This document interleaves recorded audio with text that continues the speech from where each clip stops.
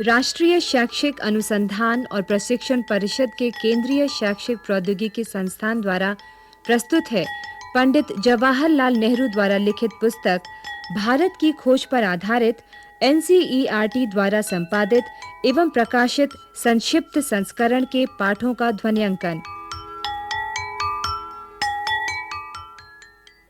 प्रस्तुत है पाठ।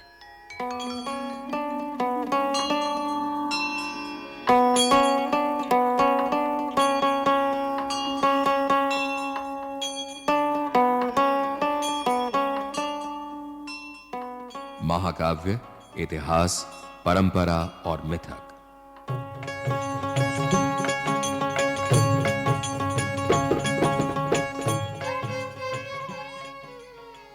प्राचीन भारत के दो महाकाव्यों रामायण और महाभारत को रूप ग्रहण करने में शायद सदियां लगी होंगी और उनमें बाद में भी टुकड़े जोड़े जाते रहे। इन ग्रंथों में भारतीय आर्यों के आरंभ के समय का वृत्तांत है, उनकी विजयों और उस समय के गृह युद्धों का जब वे अपना विस्तार कर रहे थे और अपनी स्थिति मजबूत कर रहे थे।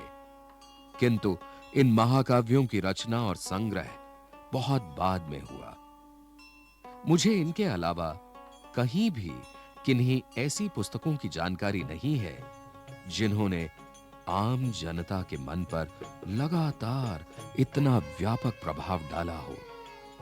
इतने प्राचीन समय में रची जाने के बावजूद भारतीयों के जीवन पर आज भी इनका जीवंत प्रभाव दिखाई पड़ता है। मूल संस्कृत में तो इनकी पहुंच गिने चुने बुद्धिजीवियों तक ही है, किंतु अनुवादों और रूपांतरों के माध्यम से तथा उन तमाम और तरीकों से भी जिनसे परंपरा और दंत कथाएं फैलकर जन जीवन के ताने बाने में रच बस जाती हैं, ये दोनों ग्रंथ भारतीय जीवन का अंग बन गए हैं।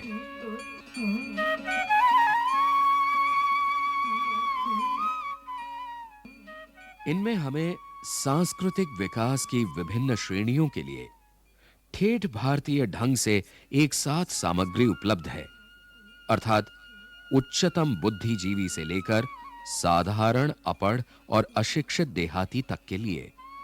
इनके द्वारा हमें प्राचीन भारतीयों का वह रहस्य कुछ कुछ समझ में आता है जिससे वे अनेक रूपों में विभाजित और जात पात की ऊंच नीच में बटे समाज को एकजुट रखते थे, उनके मतभेदों को सुलझाते थे और उन्हें वीर परंपरा और नैतिक जीवन की समान पृष्ठभूमि प्रदान करते थे।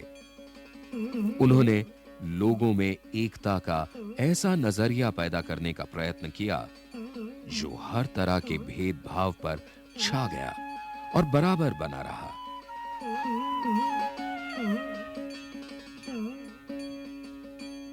भारतीय पुराकथाएं महाकाव्यों तक सीमित नहीं है। उनका इतिहास वैदिक काल तक जाता है और वे अनेक रूपाकारों में संस्कृत साहित्य में प्रकट होती रही हैं।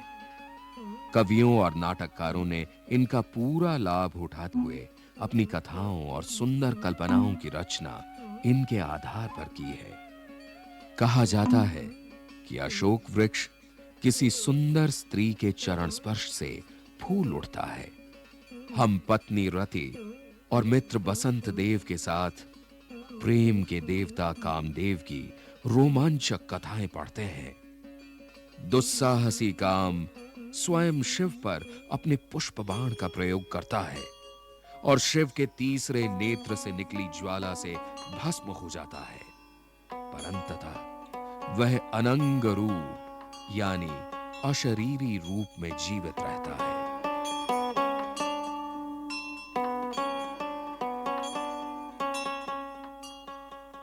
अधिकांश पुराकथाएं और प्रचलित कहानियां वीर गाथात्मक हैं। उनमें सत्य पर अड़े रहने और वचन के पालन का उपदेश दिया गया है, चाहे परिणाम कुछ भी हो।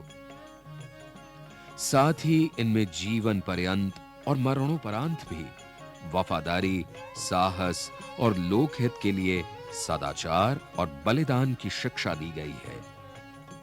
कभी ये कहानियां पूर्णतः काल्पनिक होती हैं, अन्यथा इनमें तथ्य और कल्पना का मिश्रण रहता है, जिनमें किसी घटना या परंपरा का अतिशयोक्तिपूर्ण ब्यौरा सुरक्षित रहता है।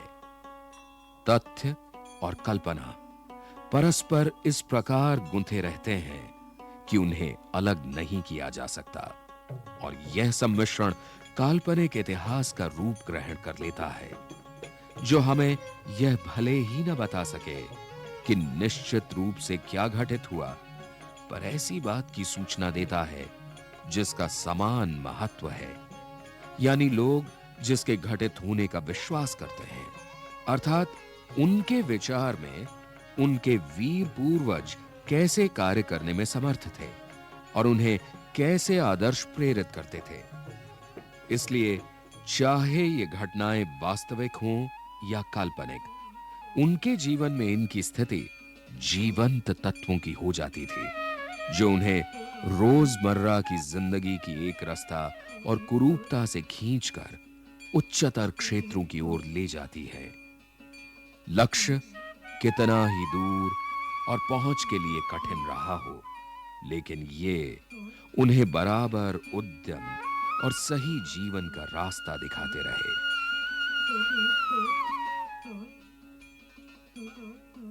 यूनानियों, चीनियों और अरब वासियों की तरह प्राचीन काल में भारतीय इतिहासकार नहीं थे। यह बहुत दुर्भाग्यपूर्ण बात थी, और इसी कारण हमारे लिए आज तिथियां निश्चित करना या सही कालक्रम निर्धारित करना कठिन हो गया है। घटनाएं आपस में गड्ढमड्ढ हो जाती हैं, एक दूसरे पर हावी होकर बहुत अधिक उलझन पैदा करती हैं। बहुत धीमी गति से आधुनिक विद्वान धैर्यपूर्वक भारतीय इतिहास की भूल भुलैया के सूत्रों की खोज कर रहे हैं।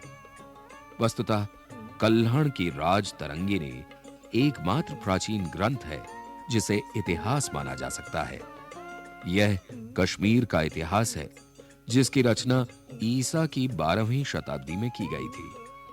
बाकी के लिए हमें महाकाव्यों और अन्य ग्रंथों के कल्पित इतिहास, कुछ समकालीन अभिलेखों, शिलालेखों, कलाकृतियों और इमारतों के अवशेषों, सिक्कों और संस्कृत साहित्य के विशाल संग्रह से सहायता लेनी पड़ती है, जिनसे यदाकदा कुछ संकेत मिल जाते हैं। इसके साथ ही विदेशी यात्रियों के सफरनामों से भी सहायता मिलती है, विशेष रूप से यूनानियों और चीनियों के, और कुछ बाद में आने वाले अरबों के विवरणों से। ऐतिहासिक बोध के इस अभाव का जनता पर प्रभाव नहीं पड़ा जैसा और जगह होता है, बल्कि और जगहों से भी अधिक यहां की जनता ने अतीत के विषय में अपनी दृष्टि का निर्माण उन परंपरागत वृत्तांतों और पौराणिक गाथाओं और कहानियों के आधार पर कर लिया, जो उन्हें पीढ़ी दर पीढ़ी विरासत में मिली थी। इस काल्पनिक इतिहास तथा तथ्यों और दंत कथाओं के इस मिश्रित रूप का व्यापक प्रचार हुआ।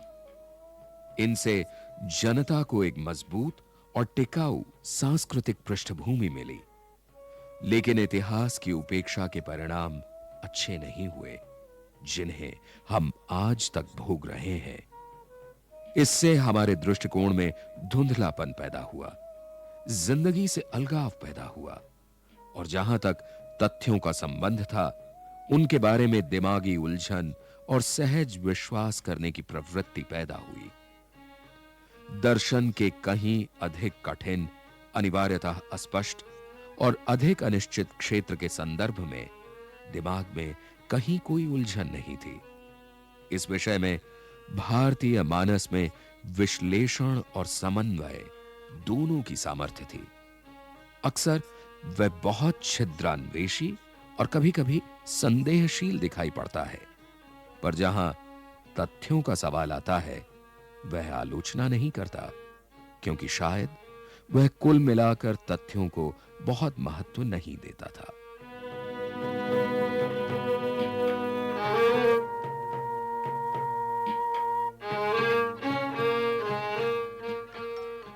अभी आप सुन रहे थे पाठ लेखक पंडित जवाहरलाल नेहरू, संपादन और अनुवाद निर्मला जैन, वाचन स्वर जितेंद्र राम प्रकाश, ध्वन्यांकन सतीश लाड़े, दीपक पांडे, निर्माण सहयोग दाऊ दयाल चतुर्वेदी तथा निर्माण एवं प्रस्तुति रमेश रानी शर्मा।